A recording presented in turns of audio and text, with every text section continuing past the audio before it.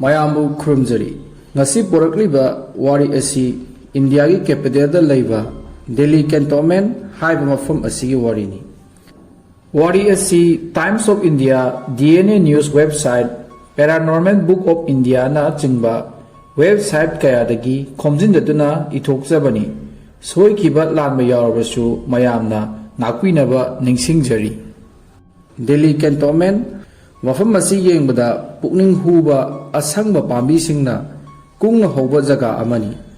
Mafam asida ayuk nungdinda prakriti fajaba asina pukning huwalabasu numidangi matamdadi lambi sorokta mi chatnade itak tai tangai fadana chatpa mi kharatama natana.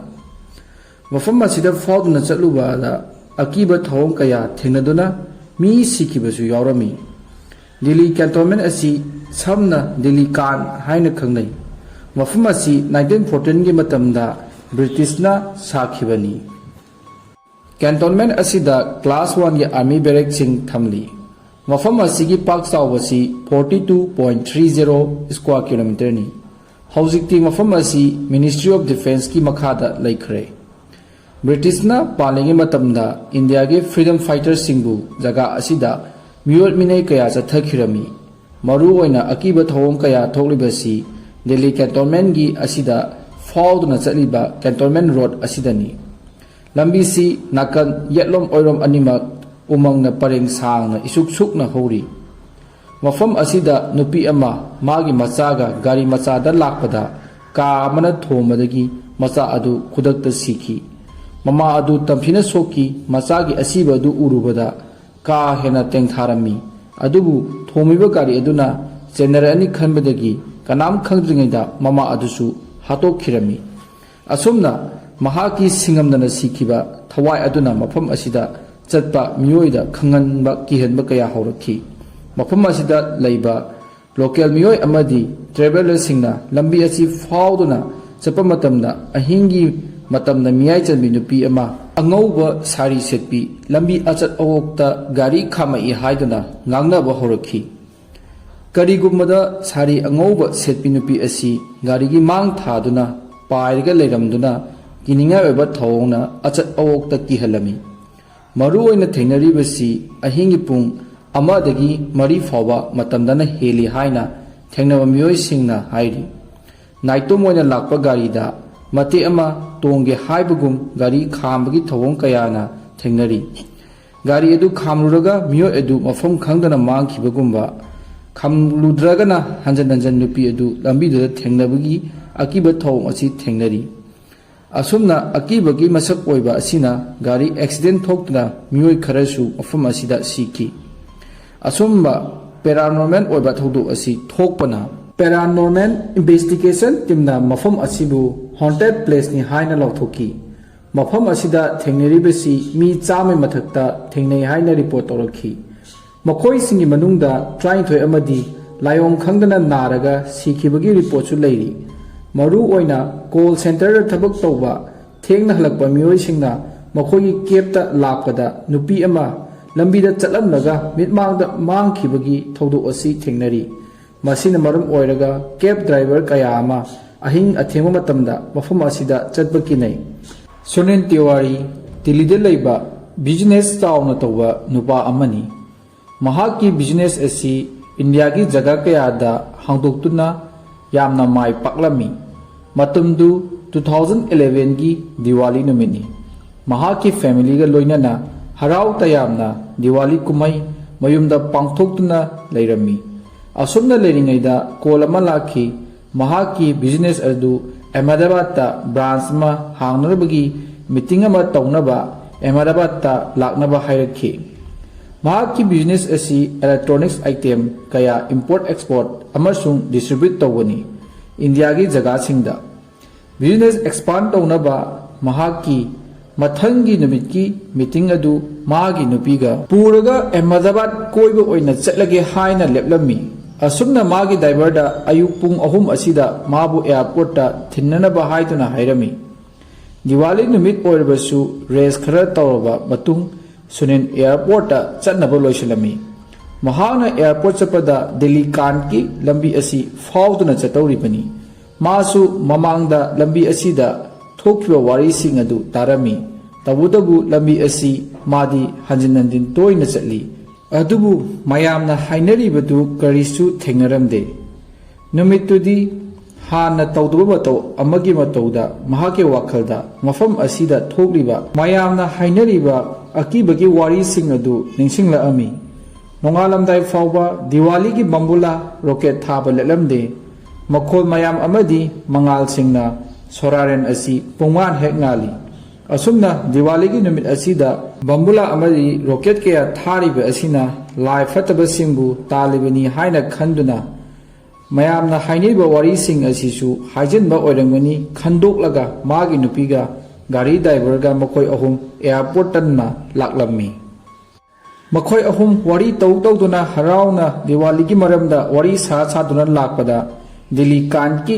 लंबी असी यौसिलाअमी असुमना लाकपदा नुपी अमा लंबी नाकंदा गाड़ी गायबगुम लेप्तुना लैबा उरखी मखोय अहुमना वारी सादुना नुंगाइना लाकपा अदुदा बाव ओइरमदे सुनिलना ड्राइवरदुदा गाड़ी खामो हाइना हाइरखी मदुगा थौनाव मिंगसेल चिंथरगा नुपीदुदा सुनिलना अखोई एयरपोर्ट चतौरीनी कदाइदा यौगदबनो हंगलमखी नोंगालमदाइगे ओइरे गाड़ी अतैसु पाक लाखिरोय नथंदा गाड़ी गाइदो पुना चमिन्नख्रसी थिंबिरमगे नथंता मफम असीदा लैबसी खुदोंग थिनिंगाय ओइ हाइना हाइरमी अदुबु नुपी अदुदी वा अमता खुलअमदे मतौ अदु उबदा हाइनरमदे तंजा अदुमक्तदा सुनिलगी नुपी अदु सोर फुंगतपा मकोक ngaवबा तौरखी असुमना नुपी अदुदा ड्राइवर अदुना मुन्ना येंगसलुबदा मी मालमखिदे अकीबगी मतौदुदा ड्राइवर दुना गाड़ी स्टार्ट तौदुना थौबा होरखी मखोय अहुम कइनोने होजिकी नुपीदुबु अंगावबिरो हाइदुना मखोय वारी सानरमी अदुबु नुपी अदु मखोयगी गाड़ी तमना तानरकपा उरखी मतौ अदुदा गाड़ीदो यांगना थौरमी कंट्रोल ngमहौदबगदगी एक्सीडेंट थोकी सुनिलना मिकअप थोरकपदा मागी नुपीदु कोमादा लेरमी ड्राइवर अदुदी एक्सीडेंट अदुदा लैखिद्रे हाइना महाना तारमी नुमित अदुदगी सुनिल तिवारी अकीबा अमा लोइनखिदुना करिगुम्बा नुमिदांगदा फना लुबा थबा अमा लाक्लबसु महा अमुहना चटखिदरे अमरोमदा मफम असिंग नलिंगे मतमदा आर्मी कंपनी सिंगी मरकता नेवी पर्सनल अमसुंग मखोयगी फैमिली सिंग बेरेक सादुन लेरमी मफम असिदा सेकेंड वर्ल्ड वॉर की मतमदा स्ट्रेटेजिक आर्मी बेस सेमदुना टुपर्स मयाम अमा थमखी मखोई सिंगदुगी मनुंगदा नहा ओइरिबा जेम्स कोबा अमा लान असिदा सीखी महाकी थवाई असिना ब्रिटिश वार मेमोरियल लैरिबा दिल्ली कैंटोनमेंट की मफम असिदा तमनबा होरखी जगह असिगी मियोय अयामना ब्रिटिश मिलिटरी यूनिफॉर्म सेपा नहा नुपा अमा मेमोरियल असिगी अकोइबदा चटपा उनरखी करिगुम्बदा हैनदबा किनिंगाय ओइना लावरकपा अमदी नोंमगी मखोल कया मफम असिदगी तारकलमी जेम्स की थवाई असी अकक्नना सेप्टेम्बर अमदी अक्टोबर की मतमदा थेंगनगली मतम असी सेकेंड वर्ल्ड वॉर की एनिवर्सरी पांथोकपा मतमनी थवाई अदुना निंगमदना कपलगा लेरंबा थेंगनै हाइना मफम असिदा लैरिबा मियोयसिंगना हाइनरखी लोइनना मफम असी ब्रिटिश कॉलोनी मतमदा लानफम कया तमथिबा थौदो अमदी मिहात मिपुन मयाम अमा थोखिबना ngaliंगे मतमदगी बुट अमदी लाई थोपै वारी असी तौदुना लाखी मफम असिदा ब्रिटिश सिंगना सारंबा अकाय अतोय ओइरबा युम स्ट्रक्चर कया मंथरबा इसुक चुकपो ओइना लैरी मसिगी जु मथकता मिलिटरी सिंगना लांदा सिखिबा लामी सिंखी फुंबमजु ओइरी असी गुमलबा इतिहास का सागोनरकलबा मफम असिदा मतम मतमगी मतुंग इन्ना किनिंगाय ओइबा वारी कयासु मिरोल सिंगदा पुदुना लाखी 1986 की मतमदनी सिद्धार्थ असी कुक ओइना साउथ एक्सटेंशन की रेस्टोरेंट अमदा थबक तौरमी नोमदी मपुगा पैसा की मतंगदा कन्ना मरै तौनरमी थबक अदु तोलमी पैसा यानदबदगी हप्ता खरा अतोपा थबक अमा थिरमी महाकी मरुप अमगी मतेंगदगी तौलाकुंस न्यू दिल्ली दा लैबा रेस्टोरेंट अमदा कौरखी ट्रायल ओइना चानबा आइटम खरसु सेमनखी मपु अदुना टेस्ट तौदुना यारे हाइदुना मफम अदुदा थबक पिरमी रेस्टोरेंट की टाइमिंग असी नुंथिन की पुंग अनिदगी अहिंग की पुंग 12 फावबा ओइरमी महाकी ममानबदु साइकल अमा लेरमी मदुना चतोक चसिंदा खुदोंग यामना चारमी नोमदी थबक लोरबा कान मतुंगदा मखोगी साइकल अदु पंक्चर ओइदुना लेरमी ꯑꯍꯤꯡꯒꯤ ꯃꯇꯝ ꯑꯣꯏꯕꯅ ꯁꯥꯏꯀꯜ ꯑꯗꯨ ꯊꯝꯂꯝꯃꯒ ꯃꯈꯣꯡꯅ ꯂꯥꯛꯈꯤ꯫ ꯂꯝꯕꯤꯗ ꯀꯅꯥꯒꯨꯝꯕ ꯒꯥꯔꯤꯗ ꯂꯥꯛꯂꯕꯗꯤ ꯊꯤꯜꯍꯜꯂꯝꯃꯁꯨ ꯌꯥꯅꯕ ꯍꯥꯏꯗꯨꯅ꯫ ꯃꯇꯝ ꯑꯗꯨꯗ ꯍꯧꯖꯤꯛꯇꯧꯅ ꯍꯋꯥ ꯒꯥꯔꯤ ꯃꯔꯥꯡ ꯀꯥꯏꯅꯁꯨ ꯀꯥꯏꯔꯝꯗꯦ꯫ ꯑꯁꯨꯝꯅ ꯋꯥꯔꯤ ꯁꯥꯗꯨꯅ ꯂꯥꯛꯄꯗ ꯗꯤꯜꯂꯤ ꯀꯦꯟꯠꯀꯤ ꯁꯥꯡꯂꯕ ꯏꯆꯤꯛ ꯆꯤꯛꯂꯕ ꯂꯝꯕꯤ ꯑꯁꯤꯗ ꯆꯠꯂꯝꯃꯤ꯫ ꯂꯝꯕꯤ ꯑꯗꯨꯗ ꯃꯈꯣꯏꯒꯤ ꯃꯥꯏꯀꯩꯔꯣꯝꯗ ꯑꯍꯜ ꯑꯃ ꯆꯍꯤ 60 ꯑꯣꯏꯔꯒꯗꯕ ꯃꯁꯝ ꯃꯀꯣꯏ ꯏꯉꯧ ꯉꯧꯕ ꯅꯨꯄꯥ ꯑꯃ ꯃꯈꯣꯏꯒꯤ ꯃꯥꯌꯣꯛꯅꯅ ꯂꯥꯛꯂꯝꯃꯤ꯫ ꯅꯨꯄꯥ ꯑꯗꯨ ꯀꯨꯆꯨ ꯃꯨꯁꯨꯛ ꯃꯨꯏ, ꯃꯐꯤ ꯑꯗꯨꯁꯨ ꯈꯔ ꯁꯦꯒꯥꯏ꯫ ꯃꯈꯣꯏꯒꯤ ꯃꯅꯥꯛ ꯌꯧꯁꯤꯜꯂꯛꯄꯗ ꯁꯤꯗꯥꯔꯠꯅ ꯑꯍꯜ ꯑꯗꯨꯗ ꯃꯅꯥꯛꯇ ꯆꯪꯁꯤꯟꯗꯨꯅ ꯋꯥꯔꯤ ꯁꯥꯕ ꯍꯧꯔꯝꯃꯤ꯫ ꯃꯃꯥꯟꯅꯕꯗꯨꯗꯤ ꯆꯠꯄ ꯂꯦꯞꯂꯝꯗꯦ꯫ ꯁꯤꯗꯥꯔꯠꯅ "ꯆꯆꯥ, ꯑꯊꯦꯡꯕꯁꯤꯗ ꯀꯗꯥꯏ ꯆꯠꯂꯤꯅꯣ?" ꯍꯥꯏꯅ ꯍꯪꯂꯝꯃꯤ꯫ "ꯏꯆꯥꯅꯨꯄꯥ, ꯑꯩꯍꯥꯛ ꯃꯐꯝ ꯑꯃꯗ ꯆꯠꯄꯅꯤ" ꯍꯥꯏꯗꯨꯅ ꯑꯦꯗ꯭ꯔꯦꯁ ꯑꯃ ꯍꯥꯏꯔꯛꯈꯤ꯫ ꯃꯗꯨꯗ ꯁꯤꯗꯥꯔꯠꯅ "ꯆꯆꯥꯅ ꯆꯠꯂꯤꯕ ꯂꯝꯕꯤ ꯑꯁꯤ ꯑꯣꯟꯅꯔꯦ, ꯑꯩꯈꯣꯏꯅ ꯆꯠꯂꯤꯕ ꯃꯥꯏꯀꯩ ꯑꯁꯤꯗ ꯂꯥꯛꯑꯣ" ꯍꯥꯏꯗꯨꯅ ꯍꯥꯏꯔꯝꯃꯤ꯫ ꯃꯗꯨꯗ ꯑꯍꯜ ꯑꯗꯨꯅ ꯅꯣꯛꯐꯦꯠ ꯇꯧꯔꯒ ꯂꯦꯡꯖꯨꯝꯗ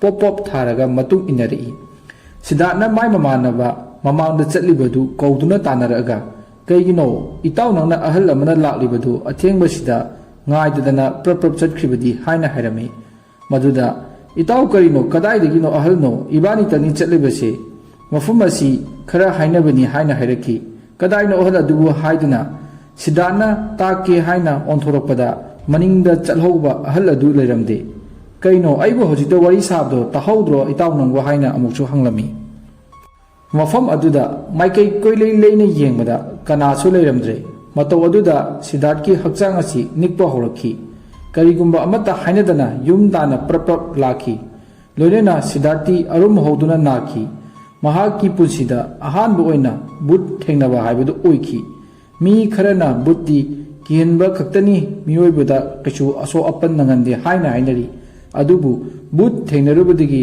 ꯂꯥꯏꯅꯥ ꯑꯣꯏꯈꯤꯕ ꯑꯃꯗꯤ ꯁꯤꯈꯤꯕ ꯀꯌꯥꯁꯨ ꯌꯥꯎꯔꯤ꯫ ꯍꯧꯖꯤꯛꯁꯨ ꯗꯤꯜꯂꯤ ꯀꯦꯟꯠꯀꯤ ꯂꯝꯕꯤ ꯑꯁꯤ ꯁꯥꯔꯤ ꯑꯉꯧꯕ ꯁꯦꯠꯄꯤ ꯅꯨꯄꯤ ꯑꯃꯅ ꯇꯝꯅꯕꯒꯤ ꯋꯥꯔꯤ ꯑꯁꯤ ꯂꯤꯅꯔꯤ꯫